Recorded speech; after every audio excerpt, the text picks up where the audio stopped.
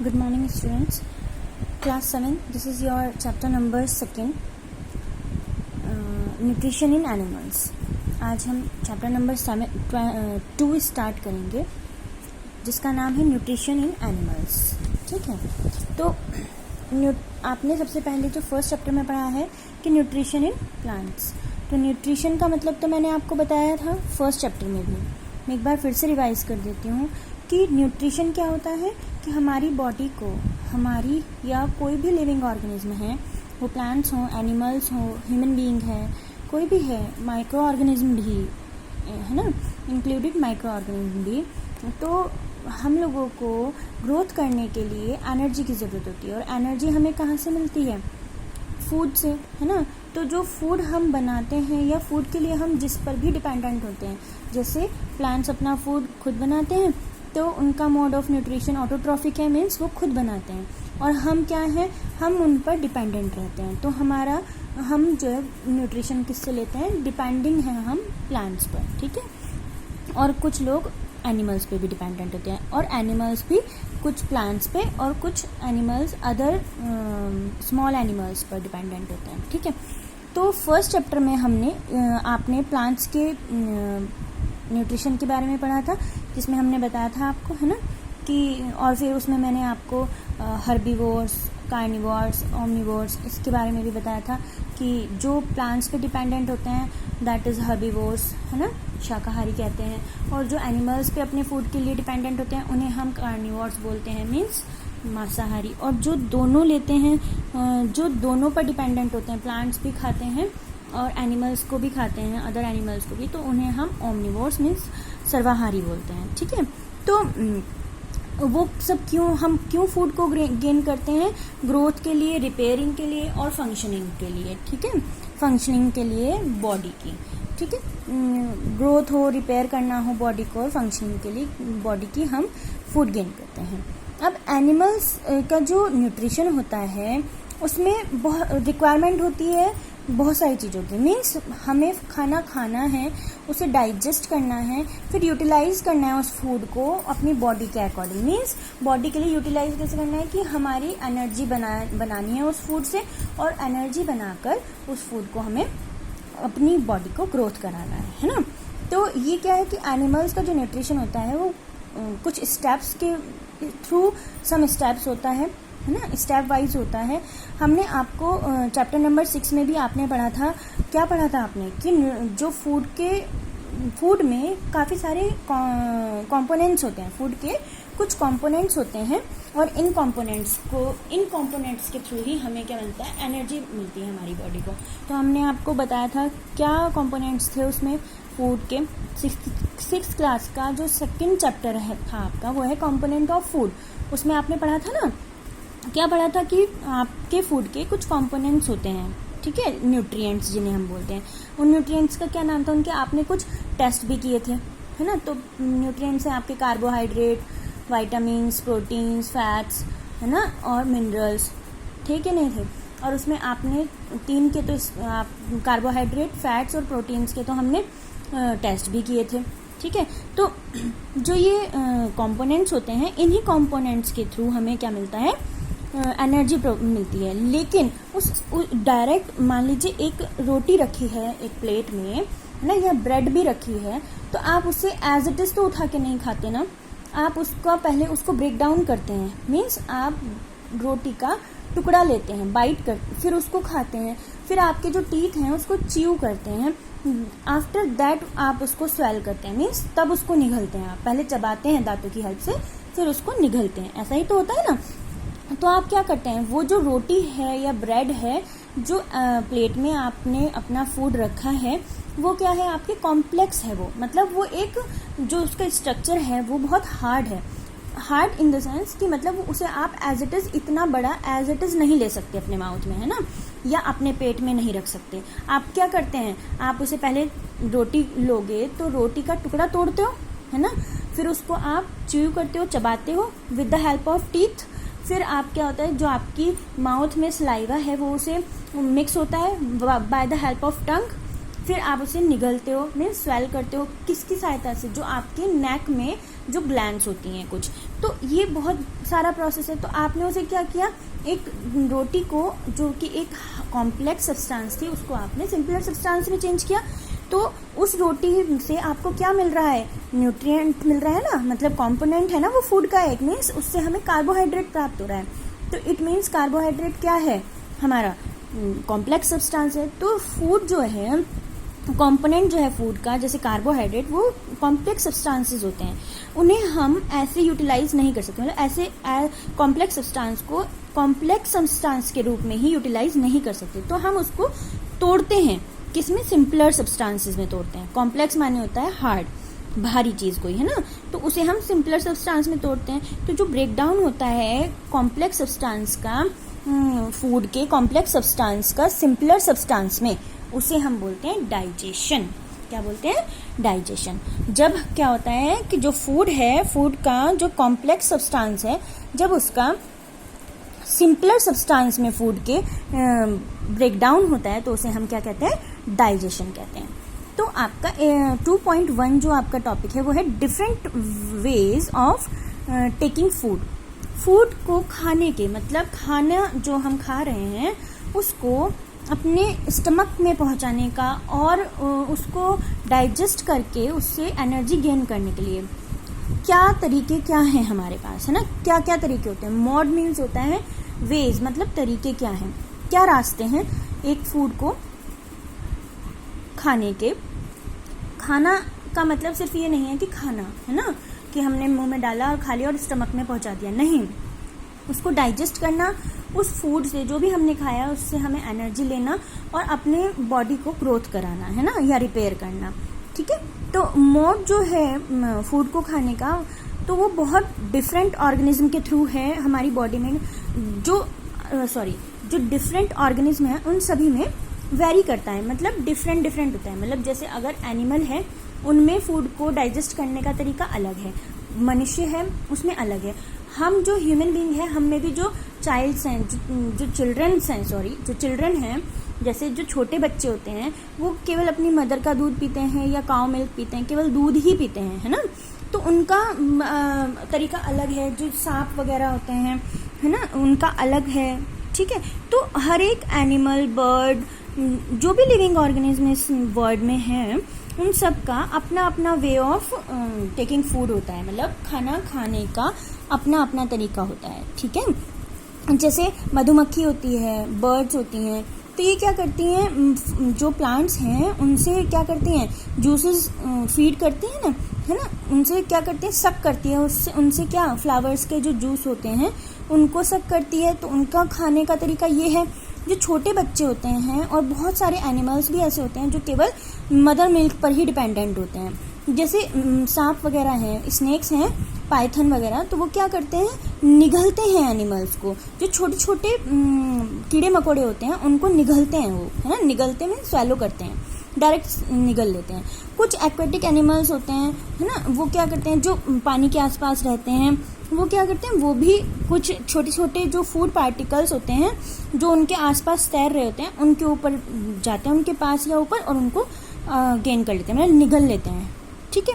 तो एक एक्टिविटी है इसके आपके बुक के अकॉर्डिंग, तो आप इसमें क्या कर सकते हैं, आप अगर एक ऐसी ये लिस्ट बना सकते हैं, वेरियस मोड्स ऑफ फीडिंग, फिर उसमें आप कुछ एनिमल्स के नाम लिख सकते हैं और फिर आप देख सकते हैं कि वो किस टाइप का खाना खाते हैं और फिर वो किस टाइप से खाना खाते हैं, कौन कौन सा फूड वो खाते हैं, काइंड ऑफ फूड, मतलब किसे क्या पसंद है ना, किसको, जैसे आंट, आपने चींटी को देखा होगा कभी कभी, तो वो छोटे छोटे मतलब कोई चीनी का दाना अगर फर्श पे पड़ा है तो वो उसे लेकर जा रही होती है ना, तो काइंड ऑफ फूड, और फिर मोड ऑफ फीडिंग, मतलब उसे खाने का उसका तरीका क्या है और वो किस टाइप का खाना खाती है, ये आपको लिखना है ना। वो चबाती है या मतलब उसे सक कर लेती है ना, या फिर निगलती है, पकड़ के खाते हैं, मतलब डिफरेंट टाइप के ऑफ जो एनिमल्स हैं उनका खाना क्या क्या खाते हैं वो, और फिर उनका जो खाने का तरीका है वो क्या है, ये आपको देखना है। जैसे आपने सुना होगा, स्टार फिश का नाम सुना होगा, मतलब फिश जो होती है मछली, उसमें एक फिश होती है स्टार फिश, ठीक है। तो स्टार फिश का खाने का क्या तरीका होता है, स्टारफिश क्या करती है,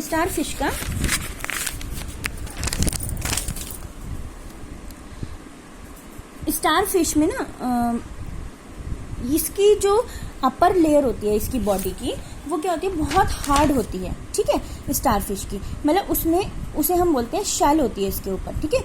वो बनी होती है कैल्शियम कार्बोनेट की, ठीक है। जो शेल होती है स्टारफिश की बॉडी के ऊपर, वो कैल्शियम कार्बोनेट की बनी हुई होती है।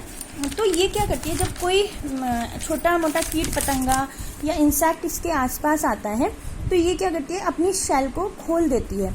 और स्टारफिश का जो स्टमक होता है वो इतना मूवेबल और फ्लफी होता है कि ये उसे अंदर की तरफ करती है, मतलब बाहर की तरफ करती है, और अब उसी का माउथ बना के उस एनिमल को शेल के अंदर खींच लेती है। और उसका जो स्टमक होता है फिर वापस से बंद हो जाता है, और जो इसने इंसेक्ट को गेन किया था वो इसकी बॉडी में बंद हो जाता है, और उसी को ये एज अ फूड गेन करती है, ठीक है। अब आता है आपका, ये तो एक एग्जाम्पल के तरीके से था, आपको पता होना चाहिए। अब है डाइजेशन होना ह्यूमन बीइंग में जो हम फूड खाते हैं, हम लोग, है ना, हम लोग जो फूड गेन करते हैं वो हम कैसे खाते हैं, अब हमें ये देखना है।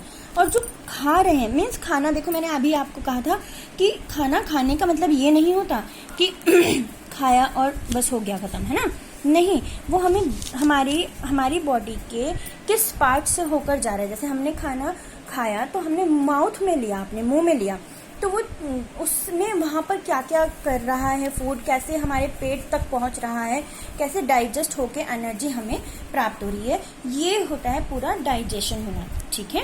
मतलब अभी पीछे भी मैंने आपको बताया था कि कॉम्प्लेक्स सब्सटेंसेस का सिंपलर सब्सटेंसेस में चेंज होना ही डाइजेशन कहलाता है, ठीक है। हम क्या करते हैं, सबसे पहले फूड को अपने मुंह में डालते हैं, करते हैं कि नहीं करते हैं, माउथ में खाते हैं ना, सबसे पहले मुंह में ही तो रखते हैं, फिर उसे डाइजेस्ट करते हैं। हमारे बॉडी में डिफरेंट ऑर्गन्स होते हैं, उनकी हेल्प से हम डाइजेस्ट करते हैं, और डाइजेस्ट करने के बाद हम क्या करते हैं, इसको हम फूड को यूटिलाइज करते हैं। यूटिलाइज कैसे करते हैं, यूटिलाइज करना मीन्स यूज करते हैं एनर्जी के रूप में, ठीक है। तो हम क्या करते हैं, सबसे पहले फूड को खाएंगे माउथ में, और माउथ से क्या होगा, ये कंटिन्यूस कैनाल बिगिन होती है एक, ठीक है, एक कंटिन्यूस कैनाल होती है जो बिगिन होती है, और ये एनस पे खत्म होती है। इसका एंड जो होता है कैनाल का वो एनस पे होता है, मीन्स एक लगातार एक लंबी नली जैसी होती है, ठीक है।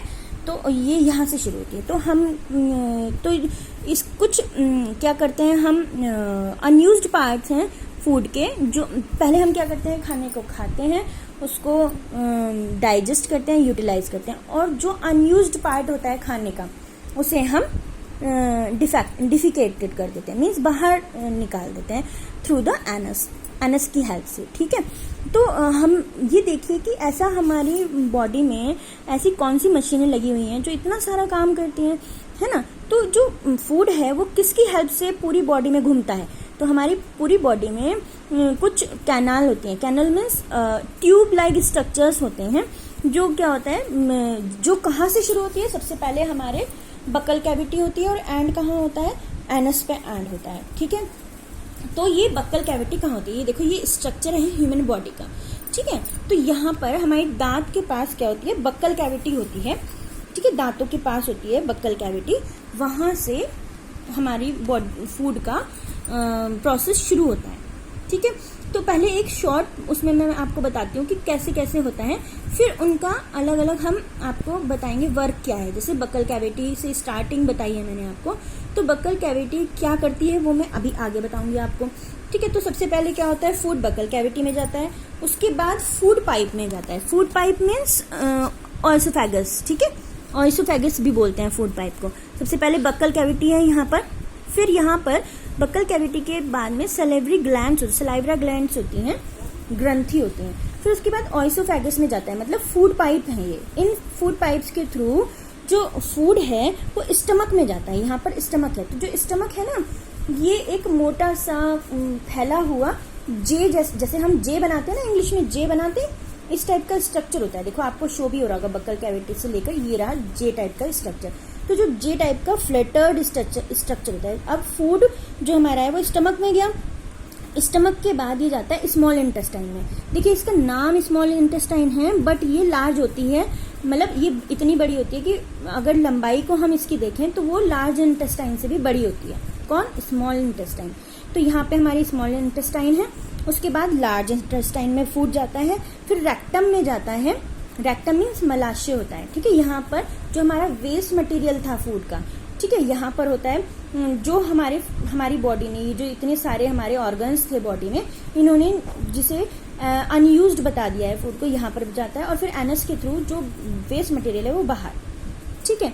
तो इन ये मेन ऑर्गन्स हैं कौन कौन? Buccal cavity, oesophagus food pipe, then stomach, after that small intestine, then large intestine, rectum and then anus. But इनकी हेल्प जो करते हैं फूड को डाइजेस्ट करने में, that is salivary gland help करती है, लीवर, गॉल ब्लैडर, पैंक्रियाज, ये इनकी हेल्प करते हैं, क्योंकि ये ग्रंथियां हैं। ग्रंथियां मीन्स ग्लैंड्स हैं, और ये ग्लैंड्स कुछ ऐसे मतलब लिक्विड्स को सिक्रीट करती हैं जो इस फूड को डाइजेस्ट करने में हेल्प करते हैं। तो इन शॉर्ट तो मैंने आपको एक फ्लो चार्ट टाइप आपको बता दिया। क्या? सबसे पहले बकल कैविटी, बकल कैविटी से ये जाता है ओइसोफेगस मीन्स फूड पाइप्स में, ठीक है। फूड पाइप्स के थ्रू बाद जाता है ये स्टमक में, स्टमक से ये जाता है स्मॉल इंटेस्टाइन में, then large intestine, then rectum and then anus. और इनकी हेल्प कौन करता है? सलाइवरी ग्लैंड, लीवर, लीवर हमारी बॉडी की सबसे बड़ी ग्लैंड होती है, ठीक है, then gall bladder, then pancreas, ये सब इनकी हेल्प करते हैं फूड को डाइजेस्ट करने में। अब हम इनको एक एक को लेकर चलेंगे कि कौन क्या काम करता है। जैसे बकल कैविटी है, वो फूड के साथ क्या करती है, ठीक है, और फिर बकल कैविटी से फूड कहाँ जाता है, और जहाँ जाता है जैसे ओइसोफेगस में जाता है तो ओइसोफेगस में क्या काम होता है, और सलाइवरी ग्लैंड्स क्या हेल्प कर रही है यहाँ पर, ये पता करेंगे। लेकिन इससे पहले मैं एक चीज बताऊंगी कि जो ये सारे हमारे ऑर्गन्स हैं, ठीक है, ये जो सब ऑर्गन्स हैं जो फूड को डाइजेस्ट करने में हेल्प कर रहे हैं, इनको हम कुल मिला के क्या बोलते हैं? एलिमेंट्री कैनाल, ठीक है। इसको हम पूरे को मिलाकर एलिमेंट्री कैनाल बोलते हैं। और ये ट्रैक है, स्टेप बाय स्टेप हो रहा है ना। मैंने आपको स्टार्टिंग में बताया कि पहले buccal cavity, then food pipe, oesophagus, then stomach. इसमें ऐसा नहीं होगा कभी भी कि बक्कल कैविटी से डायरेक्ट स्टमक में चला गया, पहले ओइसोफेगस में ही जाएगा।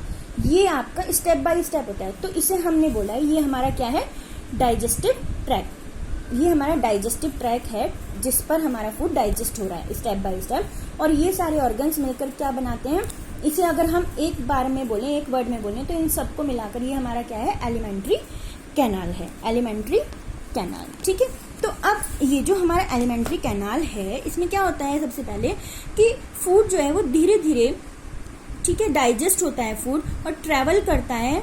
किसके थ्रू ट्रेवल करता है? ये हमारा वेरियस कंपार्टमेंट्स हैं, बहुत सारे कंपार्टमेंट है। कौन कौन से हैं? देखो, सबसे पहले फूड माउथ में आएगा, टीथ की हेल्प से च्यू होगा, बकल कैविटी में जो जूसेस हैं वो निकलेंगे, मीन सलाइवरी ग्लैंड्स वगैरह से निकलेंगे। फिर ऑल्सो अभी ये मैं आपको स्टेप बाय स्टेप बता रही हूँ, आपको फ्लो चार्ट मैंने बता ही दिया प्रॉपर।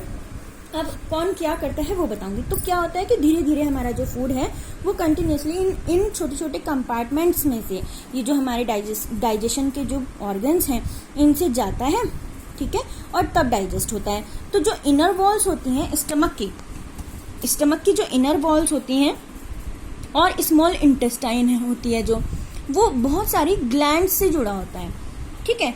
ग्लैंड्स हैं इसमें। मतलब क्या होता है कि स्टमक की जो अंदर की जो वॉल होती है, अंदर वाली स्टमक की जो अंदर की तरफ की जो लेयर होती है, और स्मॉल इंटेस्टाइन और बहुत सारी ग्लैंड्स जो हैं वो एसोसिएट रहती हैं, ठीक है, एक कैनाल के थ्रू जुड़ी हुई रहती हैं, ठीक है। स्टमक की इनर वॉल्स, देखो यहाँ पे आप स्ट्रक्चर में भी देख सकते हैं, इनर वॉल इससे जुड़ी है, ओइसोफेगस भी इससे जुड़ा हुआ है, ठीक है, और स्मॉल इंटेस्ट सब जुड़े हुए तो एक दूसरे ही से ही है ना। तो ये जिससे जुड़े हुए होते हैं, एक कैनाल होती है, वो कैनाल मीन्स पाइप टाइप होता है, उसे हम बोलते हैं, जैसे सलाइवरी ग्लैंड्स हैं, सलाइवरी ग्लैंड्स, लीवर, पैंक्रियाज। मैंने अभी आपको बताया था ना कि ये इनसे जुड़े होते हैं। और ये जो चीजें हैं, salivary glands, liver, gall bladder, pancreas, ये क्या कर रहे हैं? ये हेल्प करते हैं डाइजेस्ट करने के लिए फूड को, ठीक है। तो जो ये सब चीजें डाइजेस्ट, ये क्या करते हैं? ये क्या किस रूप में हेल्प करते हैं? ये सलाइवरी ग्लैंड्स, लीवर, पैंक्रियाज, ये ना एक लिक्विड सिक्रीट करते हैं, मतलब छोड़ते हैं बॉडी के अंदर, ठीक है। और वो क्या होता है, वो डाइजेस्टिव जूस होता है वो, ठीक है। तो वो क्या करता है, उस डाइजेस्टिव जूस की ही हेल्प से जो कॉम्प्लेक्स सब्सटेंस है फूड का वो सिंपलर सब्सटेंस में चेंज होता है। और जो डाइजेस्टिव ट्रैक है, ट्रैक मीन्स ये स्टेप बाय स्टेप जो मैंने अभी बताया, वो क्या होता है। और जो आइसोसिएटेड ग्लैंड्स हैं, मतलब ये जो आइसोसिएटेड मीन्स होता है जो इनके साथ जुड़ी हुई हैं साथ में, जैसे सलाइवरी ग्लैंड, लीवर, पैंक्रियाज, ये क्या होती है, ये दोनों मिलके, ये सारी चीजें मिलके आपस में क्या बनाती हैं, डाइजेस्टिव सिस्टम बनाती हैं पूरा, ठीक है। ये पूरा हमारा एक सिस्टम ही तो है डाइजेस्टिव, ठीक है। तो ये क्या बनाती हैं, एक डाइजेस्टिव सिस्टम बनाती है।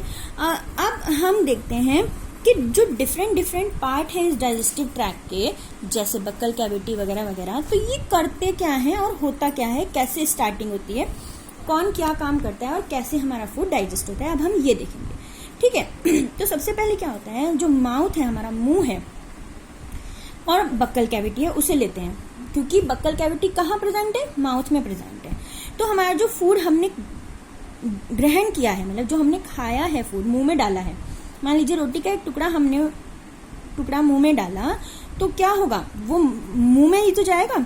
अब ये जो प्रोसेस होती है जिसमें हम क्या कर रहे हैं, रोटी का टुकड़ा या ब्रेड का टुकड़ा या कोई चॉकलेट का भी एक पीस हम अगर मुंह में डाल रहे हैं, तो फूड को मुंह में डालने की जो प्रोसेस है, टेक करने की फूड को बाहर प्लेट से माउथ में taking food into the mouth या इनटू द बॉडी, वो क्या कहलाती है, इंजेशन कहलाती है।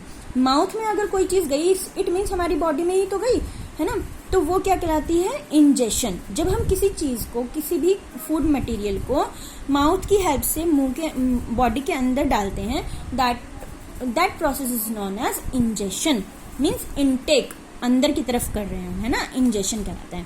इसके बाद क्या होता है, हम च्यू करते हैं, ठीक है। द बॉडी, जो फूड है वो टीथ की हेल्प से क्या होता है, हम उसको चबाते हैं ना फूड को। जैसे रोटी का टुकड़ा डाला मुंह में, तो फिर हम उसे चबाना शुरू करते हैं दांतों की हेल्प से।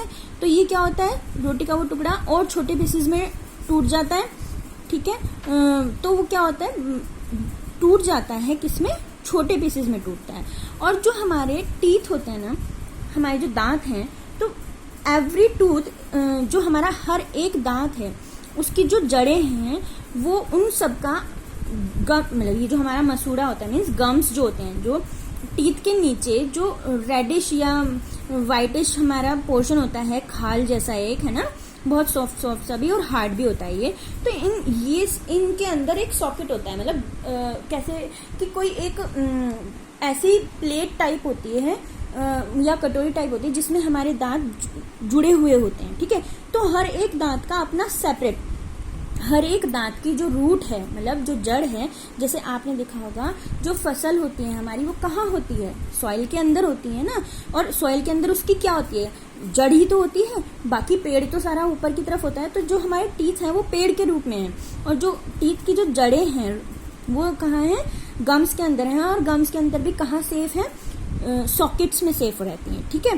तो हमारे टीथ जो होते हैं वो परफॉर्म करते हैं डिफरेंट फंक्शंस, बिल्कुल बहुत अलग अलग फंक्शंस प्ले करते हैं। और दिखने में भी सारे टीथ एक जैसे नहीं होते, अलग अलग होते हैं। आप चाहें तो इसे एक एक्टिविटी के थ्रू भी देख सकते हैं कि अगर आप चाहें तो अपनी हैंड वॉश करो अच्छे से, और अपनी एक उंगली के थ्रू आप क्या करो, अपना मुंह में उंगली डालो और सारे दांत काउंट करके देखो, तो आपको थोड़ा फील होगा कि हमारे दांतों की शेप और दांत हैं कितने।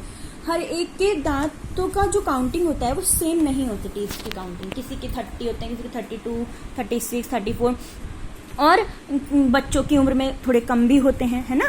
तो जो हमारे टीथ होते हैं उनकी शेप, दिखने में भी शेप अलग अलग होती है, एक तो सभी की अलग होती है, ऊपर से हम लोगों की जो ईच एवरी पर्सन है, अगर हम मुंह में हाथ डाल के देखें अपने, तो हर एक दांत की जो शेप है वो डिफरेंट टाइप की होती है, किसी किसी की एक दूसरे से होती है। अगर आप देखना चाहो तो आप ऐसे भी देख सकते हो कि कोई एप्पल लो या ब्रेड लो, आप उसे जब काटते हो तो कभी आपने देखा हो फ्रूट्स के ऊपर हमारे टीथ की शेप आ जाती है, जिन टीथ से हमने उसमें बाइट किया है ना। अब एक छोटी सी चीज और है कि हमारे मिल्क टीथ होते हैं और परमानेंट टीथ होते हैं। तो मिल्क टीथ कौन से होते हैं, जब छोटा बच्चा होता है, जब उसके दांत आने शुरू होते हैं और वो दांत टूटते हैं, है ना।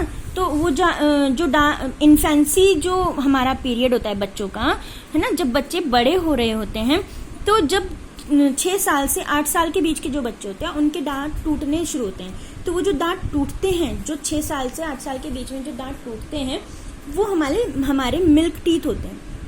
फिर उसके बाद जो सेकंड सेट होता है जो रिप्लेस करता है उन टीथ को, मतलब जब हमारे मिल्क टीथ टूट गए तो उनकी जगह जो टीथ आते हैं उन्हें परमानेंट टीथ होते हैं कहते हैं। और वो जो परमानेंट टीथ होते हैं वो हमारे बुढ़ापे में टूटते हैं, या फिर हमारे टीथ में कोई डिजीज कॉज हो जाए, डेंटल डिजीज की वजह से हमारे दांत टूटते हैं। ठीक है, तो हमारी बॉडी में क्या हुआ मैंने आपको टीथ के बारे में बता दिया, माउथ में क्या होता है वो भी मैंने आपको बताया। ठीक है, तो हमारे जो टीथ हैं वो क्या कर रहे हैं भाई, ग्राइंड करते हैं और कट करते हैं, है ना, बाइटिंग करते हैं और क्या करते हैं, कटिंग करते हैं। और जो हमारे टीथ हैं वो मतलब च्युइंग के लिए, ग्राइंडिंग के लिए, है ना, कटिंग, बाइटिंग, च्युइंग, ग्राइंडिंग आप ये कह सकते हो, इन सब के लिए यूज होते हैं। तो हमारे ये 4 वर्ड्स क्यों यूज हुए हैं, biting, cutting, chewing and grinding, क्यों यूज किए हैं? क्योंकि अलग अलग जो हमारे टीथ की शेप है, अपीयरेंस है, उन सभी टीथ का अपना अलग अलग वर्क है। लोअर जॉज होते हैं हमारे, अपर जॉज होते हैं। तो कुछ चीजें ऐसी होती हैं जैसे हम जब एप्पल को फर्स्ट बाइट लेते हैं तो एक बड़ा सा बाइट लेते हैं ना, एप्पल हो या कोई भी फ्रूट हो, हमने एक बड़ी बाइट ली, फिर उसके बाद हम धीरे धीरे उसको च्युई करते रहते हैं, है ना, तो छोटे छोटे पार्ट्स में टूटता रहता है। तो टीथ्स की हमारे टीथ्स का क्या होता है, प्रोसेस होता है। ठीक है, तो सबसे पहले हमारे क्या हुआ, बकल कैविटी में अंदर हमारे माउथ में क्या हुआ, ये गया हमारा फूड। ठीक है, यहाँ से इसने हेल्प ली च्युइंग करने में। ठीक है, अब नेक्स्ट देखिए, अब आगे मैं आपको समझाती हूँ। आगे है हमारा जो माउथ है वो सलाइवरी ग्लैंड से सलाइवा सिक्रीट होता रहता है ना। अब ये कैसे हेल्प करती है, जो सलाइवा है वो कैसे हेल्प कर रही है हमारे फूड को डाइजेस्ट करने में, हमें ये देखना है। अब भाई टीथ और माउथ का तो हमें समझ में आ गया कि वो तो भाई माउथ में तो, मुंह में तो जाएगा ही टुकड़ा, और क्योंकि माउथ के अंदर ही हमारे टीथ प्रेजेंट है ना। लेकिन जो माउथ में जो हमारे हम कह रहे हैं च्युई कर दिया, च्युइंग करने के बाद मतलब चबाने के बाद हमने प्रोसेस पढ़ा था, बकल कैविटी के बाद हमारे क्या आता है, सलाइवरी ग्लैंड्स आती हैं, है ना। तो सलाइवरी ग्लैंड्स कैसे हेल्प करती हैं और क्यों, मतलब क्या हेल्प है उनकी, तो हम एक एक्टिविटी के थ्रू भी देख सकते हैं इसको। हम क्या करेंगे, 2 टेस्ट ट्यूब ले लें अगर, और एक टेस्ट ट्यूब में तो हम उबले हुए 1 चम्मच पूरा भर के उबले हुए चावल डाल दें, दूसरी टेस्ट ट्यूब में हम क्या करें, उबले हुए ही चावल को दांतों से चबा कर डालें, अपनी टीथ की हेल्प से च्युइंग करके डालें, तो क्या होगा। और फिर उसके बाद आप क्या करो, उसमें कुछ पानी की बूंदे डाल दो, 3-4 बूंद आप पानी की डाल दो उसमें। ठीक है, जो आपने दांतों से चावल चबाए हैं ना वो 3 से 5 मिनट तक चबाने हैं। ठीक है, और फिर 3 या 4 ml पानी का दोनों टेस्ट ट्यूब्स में डाल दो। ठीक है, अब उसमें क्या डालना है आपको, 2-3 दोनों ही टेस्ट ट्यूब्स में 2 और 3 ड्रॉप्स आयोडीन सॉल्यूशन की डालो। आपको याद है ना, आपने आयोडीन सॉल्यूशन से क्या करते हैं हम, आयोडीन सॉल्यूशन से क्या होता है, कार्बोहाइड्रेट का मतलब स्टार्च का टेस्ट होता है। क्योंकि अगर हमने आयोडीन सॉल्यूशन उस फूड मटेरियल में डाला और उसने कलर चेंज किया, इट मीन्स कि हमारे फूड में स्टार्च प्रेजेंट है ना। ऐसा ही तो होता है, आपने यही तो ऑब्जर्व किया था लास्ट चैप्टर में, और 6th क्लास में भी आपने देखा है।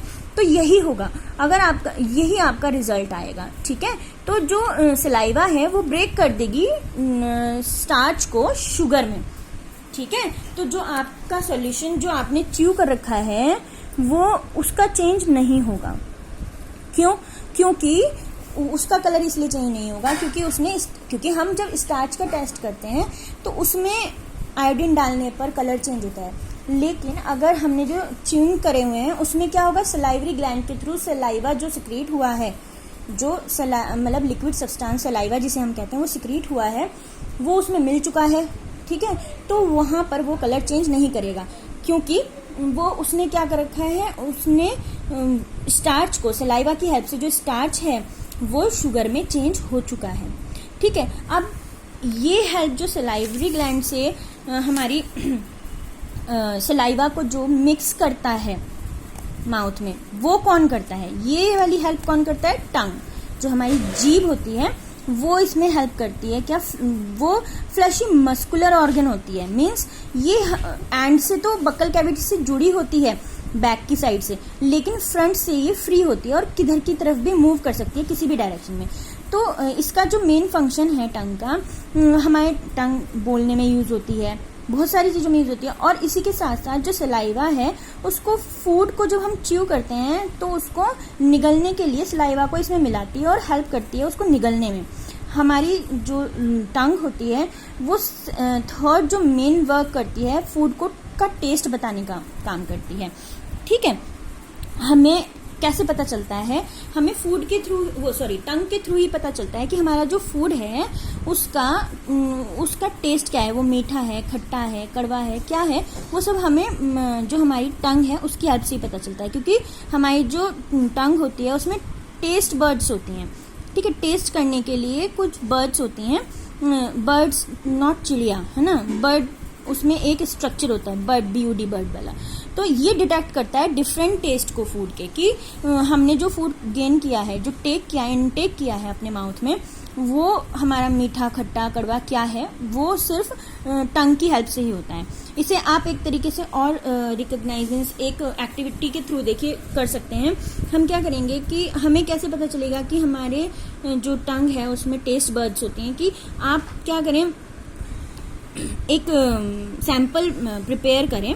ठीक है, उसमें आपने क्या किया, एक सिंपल शुगर सॉल्यूशन ले लीजिए, एक कॉमन सॉल्ट सॉल्यूशन ले लीजिए, लेमन जूस, नींबू का रस ले लीजिए, और कुछ नीम के पत्तों का जूस निकाल के ले लीजिए, या कोई कड़वी कोई भी बिटर गार्ड्स वगैरह ले लीजिए। ठीक है, अब आप इसमें ब्लाइंड फोल्ड करेंगे, मीन्स आपका कोई बंदा, जो भी आपका क्लासमेट, फ्रेंड, भाई बहन कोई भी हो, तो या मम्मी पापा, किसी के साथ भी कर सकते हैं आप एक टूथपिक लीजिए। ठीक है, एक साफ बिल्कुल क्लीन होनी चाहिए, और उस टूथपिक की हेल्प से आप जो भी सामने आपके है, आपकी फ्रेंड है या जो भी है, उसकी टंग पर आप डिफरेंट एरिया में एक एक करके चारों चीज़ों का टेस्ट, मतलब एक एक बूंद रखिए या दो बूंद रखिए, मतलब टंग के डिफरेंट एरियाज में रख लीजिए, थोड़ा सारी चीज़ें, थोड़ा सा शुगर सॉल्यूशन एक एरिया में, सॉल्ट सॉल्यूशन दूसरे एरिया में, लेमन जूस और बिटर गार्ड जूस अलग एरिया में। तो फिर आप उनसे पूछिए, तो वो हर एक एरिया के टेस्ट को आपको बता सकते हैं, बिकॉज हमारी जो टंग है उसमें टेस्ट बर्ड्स होती हैं, और वो जो टेस्ट बर्ड होती है वो क्या करती है आपको डिफरेंट टेस्ट के बारे में बता सकती है। तो हमारी जो टंग है ये बहुत सारे डिफरेंट वर्क्स करती है। ठीक है, अब एक और चीज़ है आपकी जो अदर थिंग्स में आती है, एक नोटेड डाउन चीजेज में आती है, वो ये है कि स्वीट्स और टूथ डिके क्या होता है, मतलब हमारे दांत जो खराब हो जाते हैं या उसमें कोई भी डिजीज हो जाती है, वो क्यों होती है और कैसे होती है, ये देखना है। ठीक है, तो हमारी जो माउथ है उसमें पहले से ही कुछ बैक्टीरियाज प्रेजेंट रहते हैं, माउथ में हमेशा प्रेजेंट रहते हैं, लेकिन वो हार्मफुल नहीं होते, वो यूजफुल बैक्टीरियाज होते हैं। जैसे हमने अगर हम प्लांट्स में देखें तो क्या होता है, प्लांट्स में नाइट्रोजन को गेन करने के लिए, प्लांट को देने के लिए क्या होते हैं, कुछ बैक्टीरिया होते हैं ना, जो फार्मर्स के क्या होते हैं, फ्रेंड होते हैं क्रॉप प्रोडक्शन में, है ना।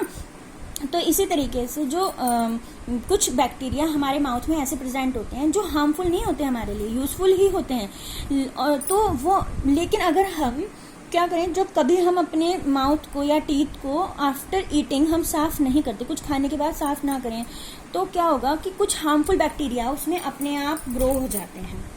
ठीक है, क्योंकि कहाँ से ग्रो होंगे कि जो हमारा फूड हमारे दांतों में या माउथ में लगा रह गया है, वो फूड सेफ तो है नहीं, मतलब सेफ मीन्स वो क्या होगा, धीरे धीरे खराब होना शुरू हो जाता है माउथ में, या दांतों में फंस गया कोई चीज़ और हमने साफ नहीं किया with the help of water, तो क्या होगा, उसमें हार्मफुल बैक्टीरिया लाइव होने शुरू हो जाएंगे। ठीक है, ग्रोथ करनी शुरू कर देंगे। तो जो बैक्टीरिया है, ये जो हार्मफुल बैक्टीरिया हैं, ये क्या करते हैं, शुगर जो प्रेजेंट है हमारी टीथ में या माउथ में, उसको खत्म करना शुरू कर देते हैं, फूड में से खत्म करेंगे और रिलीज करेंगे, कुछ एसिड रिलीज कर देते हैं ये। ठीक है, तो ये जो एसिड्स हैं वो धीरे धीरे क्या करते हैं, टीथ को डैमेज करना शुरू कर देते हैं, और इसी प्रोसेस को जब क्या हो कि जो फूड हमारे माउथ में फंसा हुआ था उससे उन्होंने शुगर को लिया और उस शुगर से इन्होंने क्या किया, जो हमारे रिलीज करना शुरू किया, मुंह में एसिड को रिलीज करना शुरू कर देंगे, और ये जो एसिड है वो धीरे धीरे क्या करेगा, टीथ को खराब करना शुरू, डैमेज करना शुरू कर देगा। तो यही प्रोसेस हमारी क्या कहलाती है, टूथ डिके कहलाती है। ठीक है, तो ये इसमें क्या होता है, ये या तो हम टाइम टू टाइम इसमें ट्रीटमेंट लें bye the help of doctors, है ना, इसकी वजह से हमारे कई बार सीवियर डिजीजेस भी हो जाती हैं, टूथएक भी हो जाता है ना, और ऐसे केसेस में ऐसा भी हो सकता है कि दांत टूट भी जाते हैं, टूथ लॉस हो जाता है हमारा। और मेनली ये जो टूथ डिकेइंग की प्रोसेस होती है, ये चॉकलेट, स्वीट्स, सॉफ्ट ड्रिंक्स, कुछ भी शुगर प्रोडक्ट, जो भी मीठा प्रोडक्ट्स होते हैं, इनकी वजह से होती है, और ज़्यादातर होती भी बच्चों में है। ठीक है, अगर हम अपने दांतों को अच्छे से साफ नहीं करेंगे, ब्रश नहीं करेंगे, तो वो क्या होगा कि डेंटल फ्लोज हो जाएंगे। ठीक है, या तो हम टूथपिक की हेल्प से साफ करें, या जो बिल्कुल बहुत थिन थ्रेड्स आते हैं उनके थ्रू भी हम अपने टीथ को साफ कर सकते हैं, उनसे फूड पार्टिकल्स को बाहर निकाल सकते हैं। तो उससे क्या होगा कि, या फिर हम गंदा कोई चीज़, जैसे कोई अगर अनवॉश्ड हमारी स्पून है या कोई ऑब्जेक्ट है, वो हमें माउथ में नहीं डालना चाहिए। ठीक है, तो आगे कंटिन्यू करते हैं आफ्टर द टंग, कि हमने अभी तक ये करा था कि बकल कैविटी और विद सिलेवरी ग्लैंड्स हमारा फूड क्या है, हम अब ऑइसोफेगस में आ चुका है, मीन्स फूड पाइप में आ चुका है। ठीक है, तो फूड पाइप मैंने आपको स्टेप बाय स्टेप समझाया था कि सेकंड हमारी थिंग होगी बकल कैविटी के बाद फूड पाइप, जिसे हम ऑइसोफेगस बोलते हैं। This is the oesophagus. ठीक है, एक ये हमारी नेक से स्टार्ट होकर, गर्दन से स्टार्ट होकर स्टमक तक जुड़ी हुई होती है। वैसे तो ये सभी जो हमारे डाइजेस्टिव ट्रैक्ट में जितने भी कंपार्टमेंट आ रहे हैं, मतलब जितने भी ऑर्गन्स आ रहे हैं, वो सब एक दूसरे से जुड़े हुए ही हैं। लेकिन जो ये हमारा ऑइसोफेगस है, वो कहाँ से स्टार्ट है, बकल कैविटी से स्टार्ट होता है और स्टमक में इसका एंड होता है। ठीक है, तो ये हमारा ऑइसोफेगस है। ये आप ध्यान से देखिए, यहाँ पर फूड यहाँ से जाएगा ऑइसोफेगस में, और देन स्टमक में, सीधा स्टमक में पास होगा। ठीक है, अब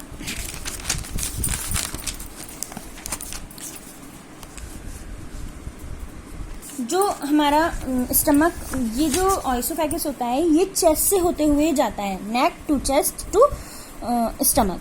ठीक है, इसमें क्या होता है कि जो फूड है, जो ऑइसोफेगस है, उसकी जो वॉल है वो फूड को पुश करती है। फूड पाइप की जो वॉल होती है वो पुश करती है फूड को मूवमेंट करने के लिए। मूवमेंट मीन्स मूवमेंट माने इसको एलिमेंट्री कैनाल के थ्रू नीचे स्टमक तक पहुंचाने में। ठीक है, इस पाइप के थ्रू क्या होता है, फूड हमारा नीचे स्टमक तक जाता है। ठीक, तो डाउनवर्ड, और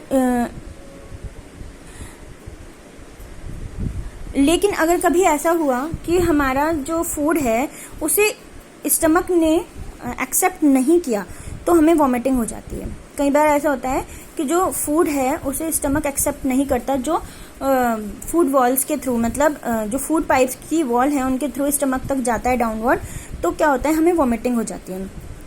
ठीक है, जब हम तो अब ऑइसोफेगस का सिर्फ इतना सा ही रोल है कि जो फूड है, इस फूड पाइप्स की, मीन्स ऑइसोफेगस की जो वॉल है, वो क्या करती हैं, जो फूड हमने च्युइंग किया था, मतलब चबाया था, और उसमें सलाइवरी ग्लैंड्स के थ्रू सलाइवा मिक्स हुआ था टंग की हेल्प से, वो अंदर किसमें, वो डाउनवर्ड स्टमक में उसे डालने की पहुंचाते हैं ऑइसोफेगस की हेल्प से। ठीक है, स्टमक जो है वो उसकी जो वॉल होती है वो बहुत मोटी होती है। स्टमक की जो वॉल होती है, इनर वॉल्स वगैरह, वो बहुत मोटी होती हैं।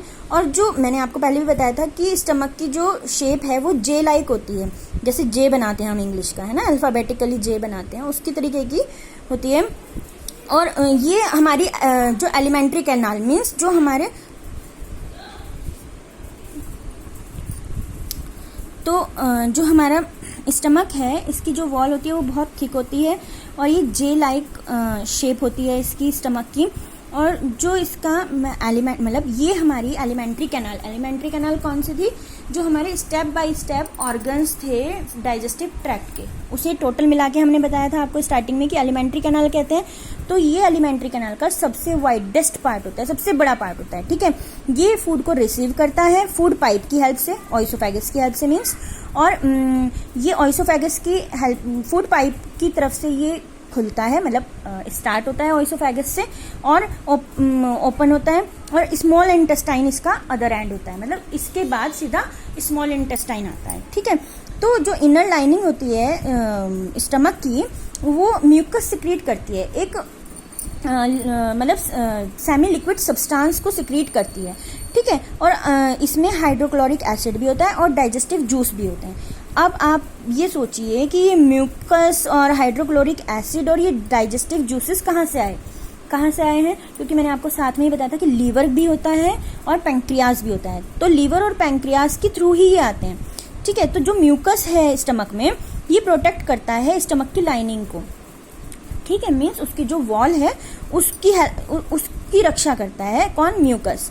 और जो एसिड है मीन्स हाइड्रोक्लोरिक एसिड जो प्रेजेंट है स्टमक में, वो बैक्टीरिया को किल करता है। जो फूड के साथ बैक्टीरिया आ गए हैं पेट में, ठीक है, क्योंकि हमारा फूड कहाँ होता है, हम तो खुली हवा में, मतलब एयर में तो बहुत सारे छोटे छोटे बैक्टीरियाज प्रेजेंट होते हैं, तो फूड में वो बैक्टीरिया जो प्रेजेंट होते हैं वो हमारे स्टमक में ही तो जाएंगे bye the help of food के साथ साथ। तो वो जो एसिड है हाइड्रोक्लोरिक एसिड, ये क्या करता है स्टमक में जब पहले से प्रेजेंट है, ये इन बैक्टीरिया को मारता है। और फिर जो तीसरा है हमारा, क्या है थर्ड वन, हमारा डाइजेस्टिव जूसेस।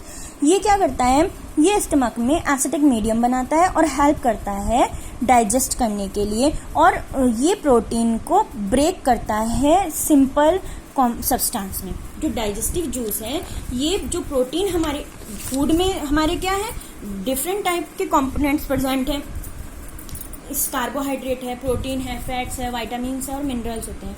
तो जो डाइजेस्टिव जूस है वो प्रोटीन को कॉम्प्लेक्स सब्सटेंस से सिमिलर सब्सटेंस में ब्रेक डाउन करता है, ठीक है। स्टमक का काम आपको समझ में आ गया होगा।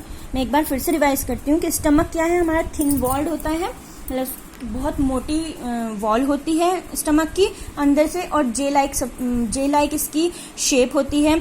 और जो एलिमेंट्री कैनाल है, जितने भी हमारे डाइजेस्टिव सिस्टम के ऑर्गन्स हैं डिफरेंट टाइप के, उनका वाइडेस्ट पार्ट होता है स्टमक, ठीक है। और रिसीव करता है ये फूड को फूड पाइप की हेल्प से, और ये स्मॉल इंटेस्टाइन में खुलता है कौन, स्टमक किससे जुड़ा हुआ है, उस स्टमक के बाद स्मॉल इंटेस्टाइन आता है जहाँ पर फूड डाइजेस्ट होने के लिए जाता है, ठीक है।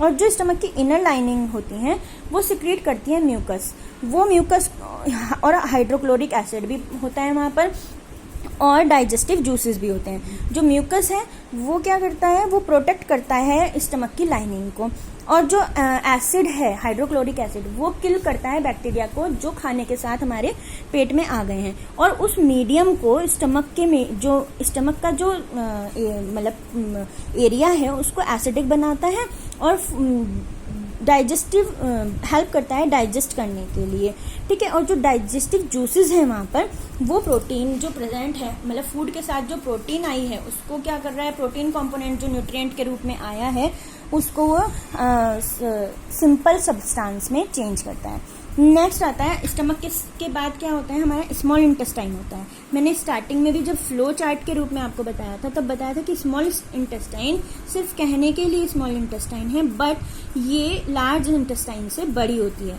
ये 7.5 मीटर की होती है, ठीक है। और हाईली कॉइल्ड मीन्स बहुत कॉइल्ड के रूप में आपने देखा होगा कि जो हम मॉर्टिन टाइप जो मच्छर मारने की भी कॉइल नहीं आती हैं, वो गोल गोल घिरी रहती है ना सिंपल वेसल्स से, लाइक दैट जो हमारे इंटेस्टाइन आते हैं वो भी अंदर हमारे स्टमक में, हमारी बॉडी में बहुत सारे कॉइल्स मीन्स बहुत सारे ब्रांचेस के रूप में एक मतलब बहुत सारा गुच्छा टाइप बना हुआ रहता है, ठीक है। ये क्या करती है, ये रिसीव करती है सिक्रीशन, मतलब जो लीवर के थ्रू, जो लीवर में हमारे सब्सटेंस सिक्रीट करता है लिक्विड सब्सटेंस, उसको रिसीव करती है।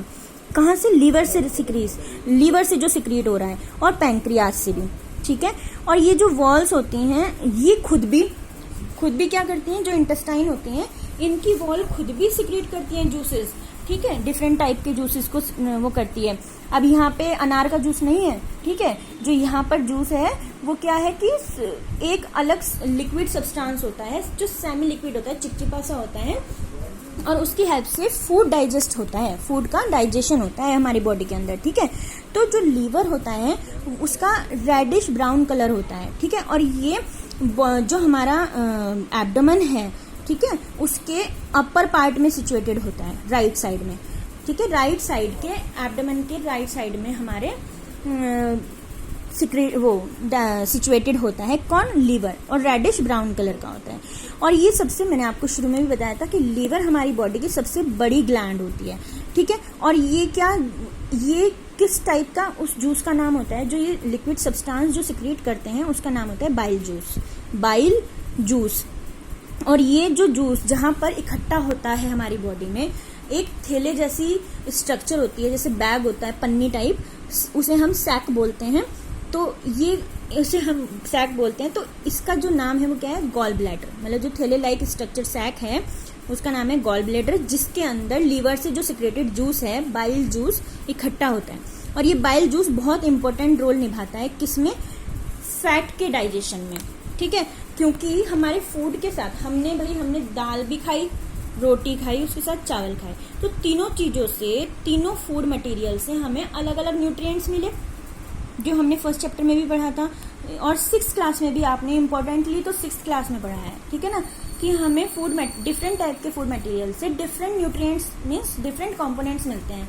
और हमारे कंपोनेंट्स में क्या क्या है, carbohydrate, protein, fat, vitamin, mineral, ठीक है। तो जो प्रोटीन को प्रोटीन भी एक कॉम्प्लेक्स सब्सटेंस है, तो प्रोटीन जो है उसको कॉम्प्लेक्स से सिमिलर में कौन कर रहा है, सिंपल सब्सटेंस में, डाइजेस्टिव जूसेस, जो कहाँ प्रेजेंट है, स्टमक में, ठीक है। अब जो स्मॉल इंटेस्टाइन में हमारे गॉल ब्लैडर में जो जूस प्रेजेंट है, बाइल जूस, जो कि कहाँ से मिला है हमें, लीवर से, वो क्या करते हैं, जो फैट मिला है हमें फूड मटेरियल से, उसको डाइजेस्ट करते हैं, ठीक है। अब जो पैंक्रियाज है, पैंक्रियाज क्या कर रहा है, लार्ज क्रीम कलर का ग्लैंड होती है, ये एक बहुत बड़ी ग्लैंड होती है जो क्रीम कलर की होती है। लेकिन सबसे बड़ी ग्लैंड कौन सी होती है बॉडी में, लीवर, ठीक है। ग्लैंड है, लोकेटेड होती है जस्ट बिलो स्टमक के बिल्कुल नीचे प्रेजेंट होती है। और पैंक्रियाटिक जूस जो होता है, वो जो मतलब इस पैंक्रियास से जो जूस निकलता है उसे पैंक्रियाटिक जूस कहते हैं। वो क्या करता है, वो कार्बोहाइड्रेट, फैट और प्रोटीन को चेंज करता है किसमें, सिंपलर सब्सटेंस में, किससे, कॉम्प्लेक्स सब्सटेंस से सिंपल में चेंज करता है।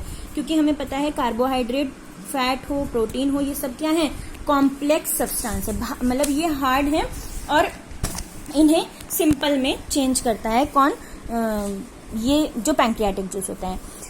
पार्टली जो हमारा डाइजेस्टिव फूड है, अब वो कहाँ पहुंच गया, लोअर पार्ट में, है ना, स्मॉल इंटेस्टाइन के लोअर पार्ट में पहुंच गया है।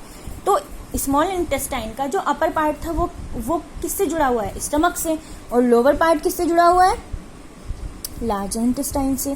तो जो हमारा, लेकिन अब लोअर पार्ट में इसके क्या है, अभी ये लोअर पार्ट ओपन नहीं हुआ है, जहां ओपन होगा वहां पर लार्ज इंटेस्टाइन होगा। लोअर पार्ट में, लोअर इंटेस्टाइन का जो स्मॉल इंटेस्टाइन का जो लोअर पार्ट है, वहां पर क्या होता है, इंटेस्टाइनल जूस होते हैं, ठीक है। वो क्या करते हैं, डाइजेशन में कंपोनेंट के, फूड के जो कंपोनेंट्स हैं उनको डाइजेस्ट करते हैं।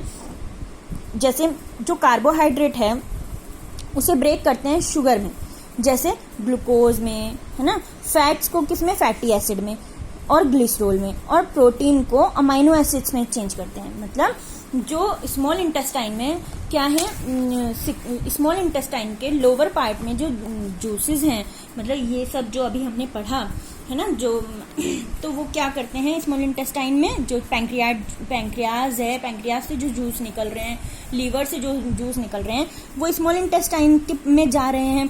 तो यहाँ पर क्या होता है कि जो कार्बोहाइड्रेट है वो टूट जाता है। कार्बोहाइड्रेट एक कॉम्प्लेक्स सब्सटेंस है, लेकिन वो टूट के किस में चेंज हो जाता है, सिंपल शुगर में चेंज होता है, जैसे कि ग्लूकोज वगैरह में, ठीक है।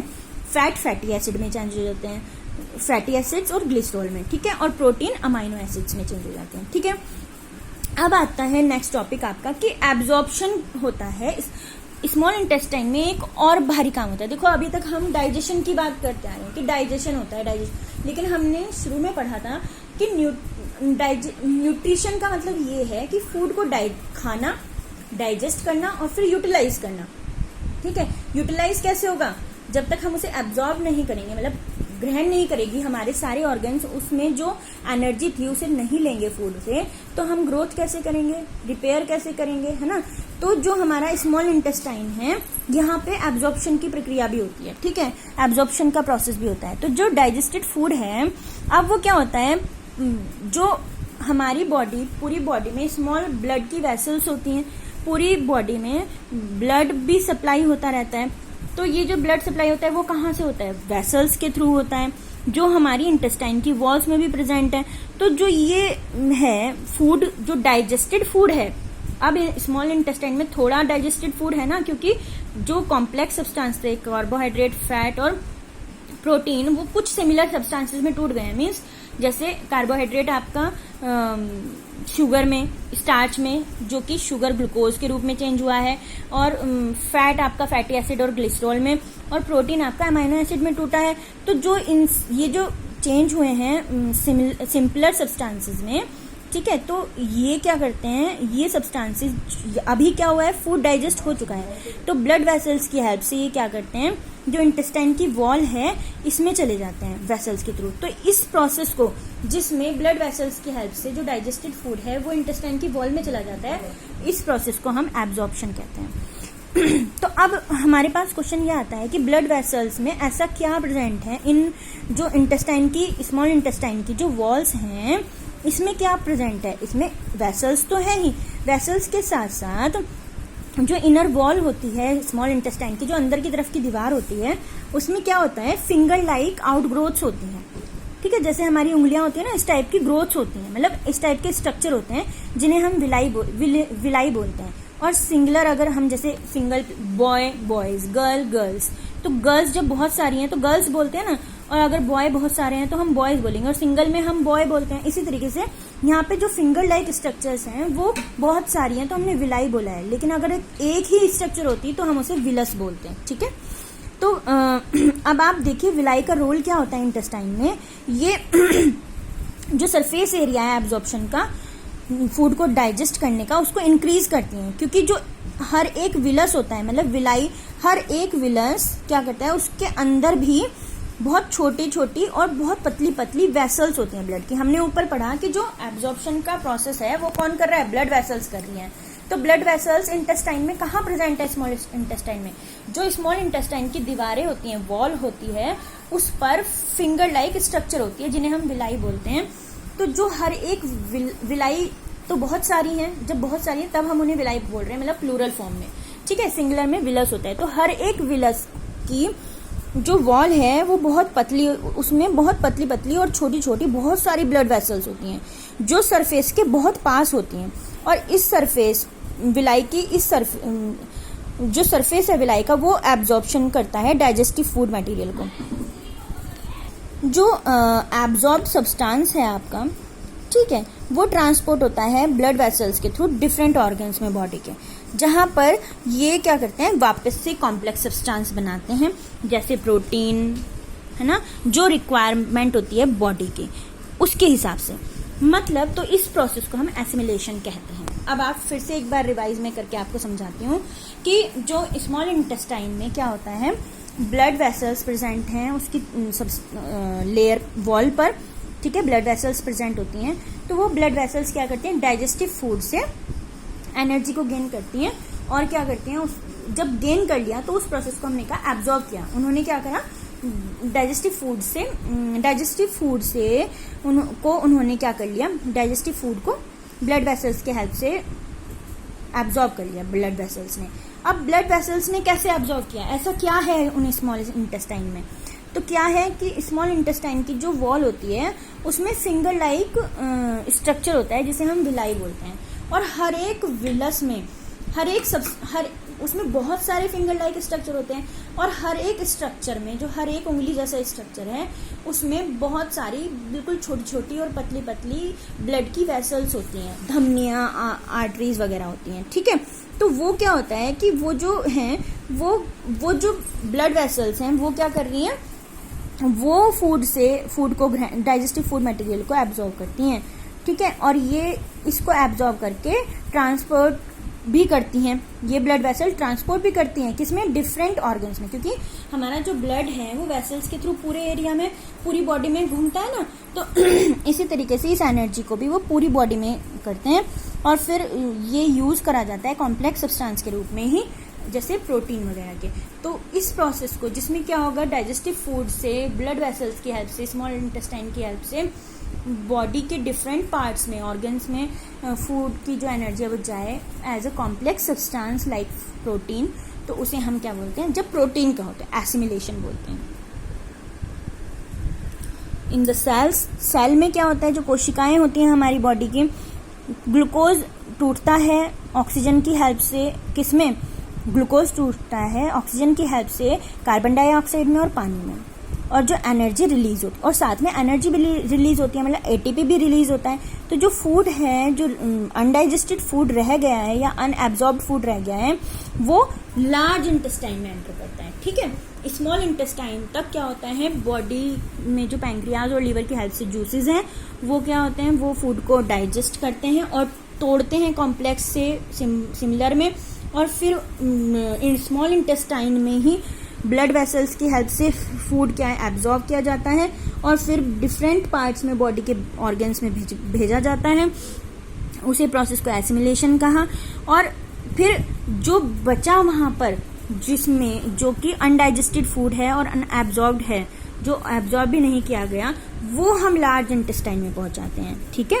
और जो लार्ज इंटेस्टाइन होती है वो बहुत छोटी होती है स्मॉल इंटेस्टाइन की बजाय, 1.5 मीटर की। स्मॉल इंटेस्टाइन 7.5 मीटर की थी लेंथ में, और ये 1.5 की होती है। और इसका फंक्शन क्या होता है कि जो बचा हुआ अनडाइजेस्टेड फूड है, लार्ज इंटेस्टाइन उसमें से वाटर और कुछ साल्ट को, मटेरियल को, साल्ट को और वाटर को एब्जॉर्ब कर लेती है, और जो फिर रिमेनिंग वेस्ट है उसको रेक्टम में भेज देती है, ठीक है। और वो रेक्टम वहाँ क्या होता है, सेमी लिक्विड हो जाता है, सेमी लिक्विड हो जाता है ना, और रिमूव्ड, और बाहर, बॉडी से बाहर ये रिमूव होता है by the help of anus, time to time. इसे हम कहते हैं, जब वो बाहर रिमूव हो जाते हैं, इस प्रोसेस को हम कहते हैं इगेशन। जैसे जब हमने फूड को मुंह में डाला था तो इंजेशन कहा था ना मैंने, INGESTION। यहाँ पर जब हम फूड बाहर निकल रहा है by the help of anus, that is egestion, ठीक है, EGESTION, ठीक है। अब आता है ये हमने बात करी हम लोगों की, ह्यूमन बीइंग की। अब एनिमल्स भी हैं। जो एनिमल्स डाइजेशन कैसे होता है, जो घास खाते हैं एनिमल्स, तो digestion is in grass eating animals. तो ये कैसे होता है, जैसे काऊ है, बफेलो है, और भी बहुत से एनिमल्स होते हैं जो घास खाते हैं। तो आपने कई बार देखा होगा कि वो लगातार खड़े बैठे हैं, तो वो चबाते ही रहते हैं, कुछ उनका मुंह चलता ही रहता है लगातार। तो चाहे वो खा भी ना रहे हो, मतलब घास मुंह में ना हो, लेकिन वो फिर भी चबाते रहते हैं।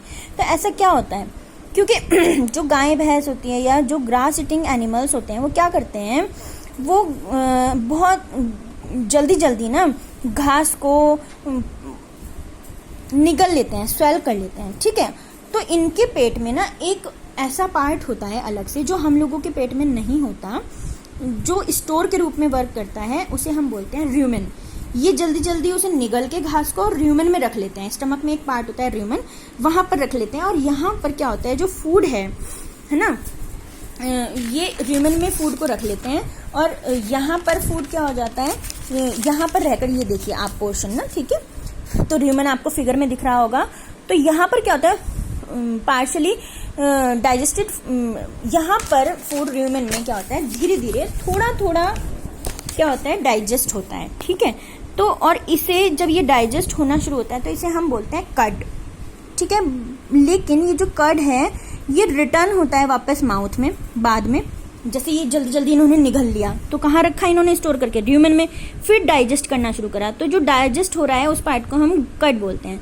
तो जो कड है आपका, वो जब रिटर्न होता है माउथ में तो वो छोटे छोटे लम्प्स के रूप में होता है ना। और फिर एनिमल क्या करते हैं, उसको चबाते रहते हैं। ये जो प्रोसेस होती है जिसमें क्या होता है, र्यूमेन से वापस कड के रूप में और मुंह में आता है जो लम्प्स के रूप में, छोटे छोटे टुकड़ों के रूप में, और फिर एनिमल्स उसको चबाते हैं, तो उसे हम बोलते हैं रूमिनेशन। ठीक है। और ऐसे एनिमल्स जो ऐसा प्रोसेस करते हैं उन्हें हम बोलते हैं रूमिनेंट्स। जो घास होती है वो सेलुलोज बहुत ज़्यादा होती है घास में। क्यों? जैसे हमारे फूड में ग्लूकोज बहुत ज़्यादा होती है, ऐसे जो ग्रास ईटिंग एनिमल्स होते हैं उनमें उनकी जो ग्रास होती है उसमें सेलुलोज बहुत ज़्यादा होती है। ठीक है। ये एक टाइप है, ये भी कार्बोहाइड्रेट का ही है, तो कार्बोहाइड्रेट का ही टाइप, लेकिन ये सिर्फ ग्रास में ही प्रेजेंट होता है। और जो रूमिनेंट कैटल्स वगैरह हैं, डियर है, ये बैक्टीरिया जो हैं इनमें ही प्रेजेंट होता है र्यूमेन।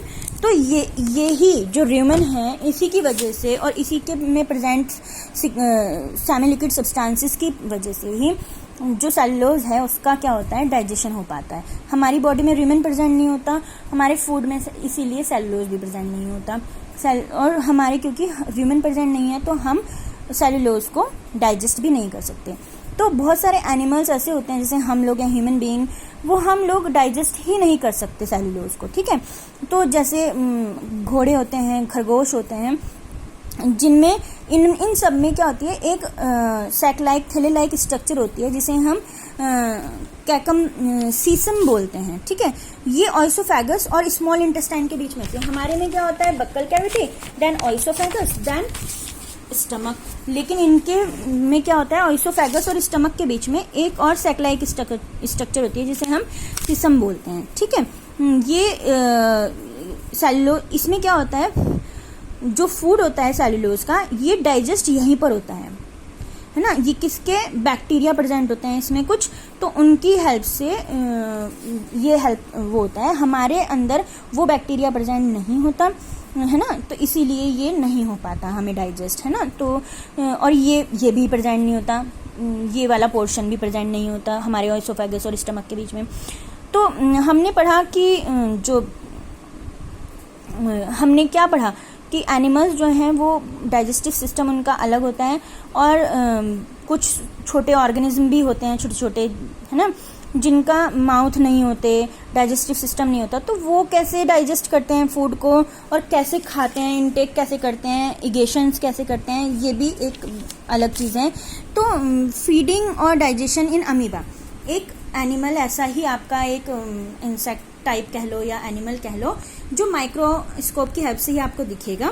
तो अमीबा होता है। तो ये जो अमीबा होता है ना, ये ऐसी स्ट्रक्चर होती है कि ये देखिए, मैं आपको दिखाती हूँ, ये जो स्ट्रक्चर आपको दिख रही है रेडिश सी, है ना, तो अमीबा की ना स्ट्रक्चर कभी भी सेम नहीं रहती। ये अपने लाइफ के अकॉर्डिंग स्ट्रक्चर चेंज करता रहता है। मान लो अगर इसके आसपास ये ना ऐसे ही पड़ा रहता है बिल्कुल, है ना, जैसे ये नॉन लिविंग हो, लेकिन अगर इसके आसपास कोई कीट पतंगा आ गया या कोई फूड मटेरियल आ गया, तो ये क्या करता है, ये जो जैसे इसकी स्ट्रक्चर मान लीजिए अगर ऐसे है, मान लीजिए यहाँ पर एक फूड आइटम है, तो ये इस स्ट्रक्चर को क्या करेगा, इसे कर देगा ऐसे, और ये यहाँ से ऐसे हो जाएगा ऐसे, और फिर धीरे धीरे इस फूड यहाँ से इसकी एक खाल बननी शुरू हो जाएगी और ये फूड इनटेक हो जाएगा। ये वाली खाल इसकी खत्म हो जाएगी और ये अंदर हो जाएगा। तो ये जो प्रक्रिया होती है इसे हम बोलते हैं स्यूडोपोडिया।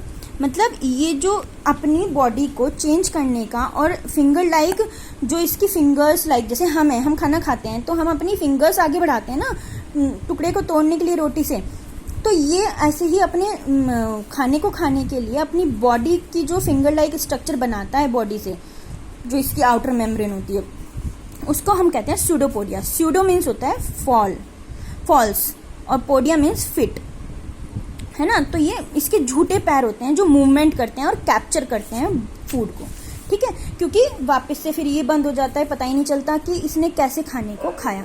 तो जो अमीबा होता है ये फीड करता है, मतलब ये एक माइक्रोस्कोपिक ऑर्गेनिज्म है, ये हमें नेक्ड आइज से नहीं दिखाई देता, ठीक है, और लेकिन ये फूड को क्या करता है, सेंस करता है और फिर इसे पुश करता है स्यूडोपोडिया को around the food particle, food particle के चारों तरफ पुश करता है अपने स्यूडोपोडिया को और फूड को ट्रैप कर लेता है अपनी फूड वैक्यूल में, ठीक है। और यहीं पर इसके अंदर ही इसमें डाइजेस्टिव कुछ जूसेस होते हैं जो सिक्रीट होते रहते हैं इसकी बॉडी में, बॉडी के अंदर ही। वहाँ पर ये ब्रेक डाउन करता है फूड से एनर्जी को या सिंपल सब्सटेंस को, कॉम्प्लेक्स सब्सटेंसेस को सिंपल सब्सटेंस में धीरे धीरे फूड को डाइजेस्ट करता है, उससे एब्जॉर्ब करता है, ठीक है, क्या एनर्जी को, और फिर ये क्या कर लेता है, ये ग्रोथ करता रहता है इसी तरीके से, मल्टीप्लिकेशन मेंटेनेंस रखता है अपनी बॉडी का, ठीक है। तो ये है आपका न्यूट्रिशन इन एनिमल्स। एनिमल्स में ह्यूमन बीइंग भी आते हैं और नॉर्मल काउ, बफेलोज, हॉर्सेस वगैरह भी आते हैं। तो आपको सब आई थिंक समझ में आ गया होगा, अगर नहीं आया तो आप पूछ लीजिएगा, ओके।